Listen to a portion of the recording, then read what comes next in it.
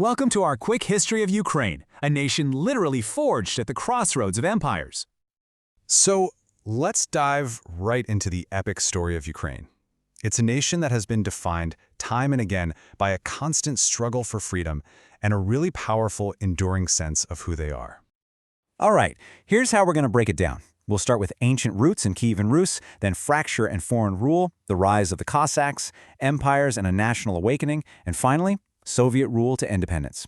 We're basically taking you from its earliest people through a medieval golden age, centuries of outside control, and right up to its modern story. Okay, so our story kicks off on the huge Pontic steppe. And you gotta understand, this isn't just some random piece of land. We're talking about a place that saw the very dawn of European civilization. Some of humanity's biggest early leaps happened right here.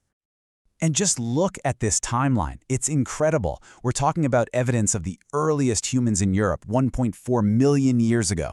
Then you have these super advanced Neolithic cultures building massive settlements. We're talking proto-cities.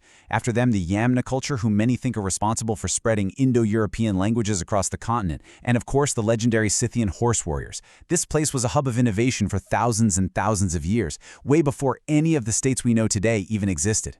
So after all that ancient history, by the 9th century, a new power finally emerges from these currents: Kyivan Rus.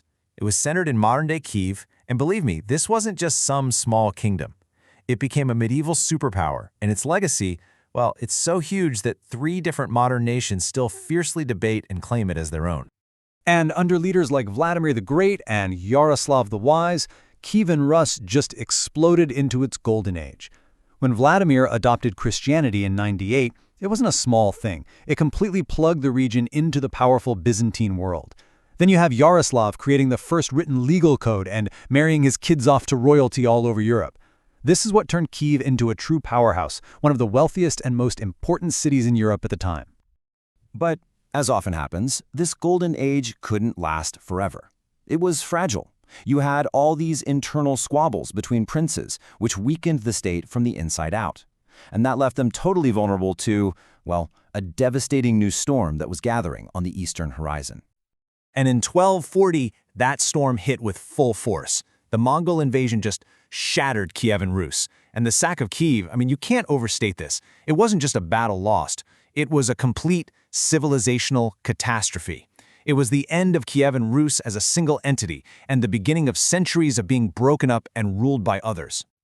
So, after the Mongols, Ukrainian lands got carved up. And this is really important. You had 2 main powers in charge.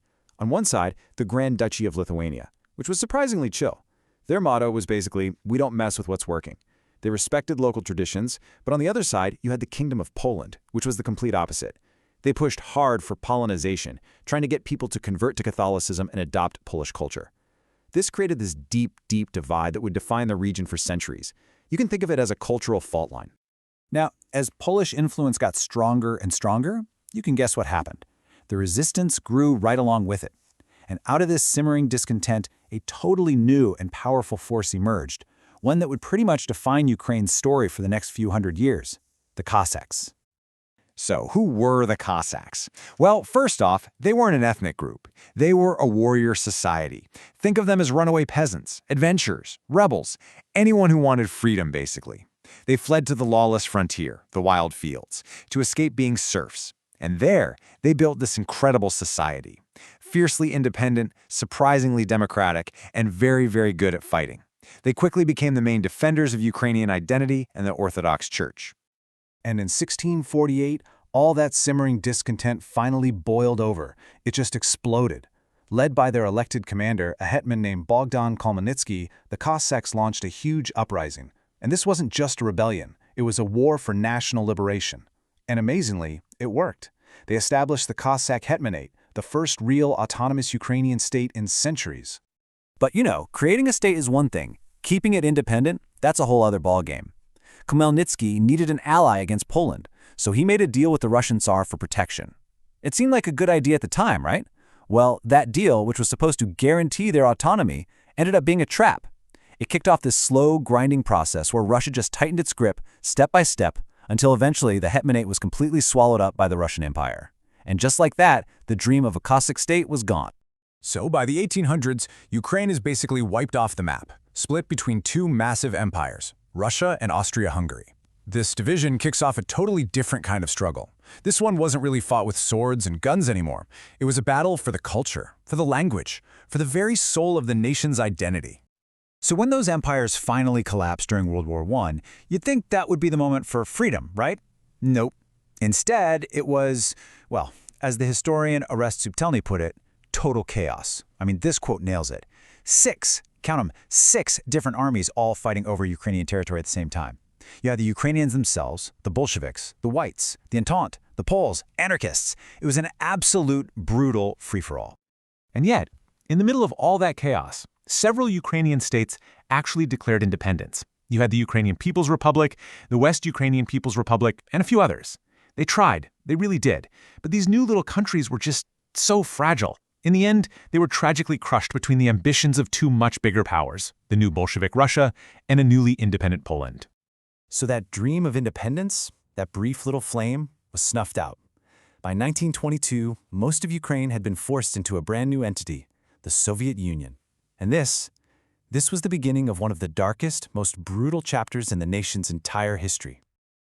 Just let that number sink in for a second. 4 to 5 million. That's the estimated number of people who died during the Holodomor. This wasn't a natural disaster. It was a man-made famine, engineered by Stalin's regime in the early 1930s. They seized all the food, sealed the borders, and just let people starve. It was a deliberate, catastrophic attack on the Ukrainian peasantry, the very heart of the nation. And the horror didn't stop there. Stalin's Great Purge came next, wiping out much of the Ukrainian intellectual and political elite. Then World War II turned Ukraine into a bloodlands, just a scene of unimaginable destruction. And yet, through all the decades of terror and attempts to erase their culture, that spirit of defiance just never died. And then came 1986, Chernobyl. The disaster and Moscow's attempts to cover it up exposed the complete incompetence and rot at the core of the Soviet system. That was the spark. It galvanized a national movement that just couldn't be stopped. So you have this energy building up from the Chernobyl disaster, you have resistance groups like Rook gaining strength, and then, in 1991, the moment finally arrives. There's a failed coup attempt in Moscow by communist hardliners. That chaos was the window of opportunity Ukraine needed. And on August 24th, the Ukrainian parliament seized the moment and declared total independence. And this wasn't just a decision by politicians. They put it to a vote, a national referendum. And the result was just overwhelming. Over 90% of the population voted yes to independence. And what's so crucial to understand is that every single region of the country voted yes. Lviv in the west, Donetsk in the east, even Crimea in the south, all of them had a majority for independence.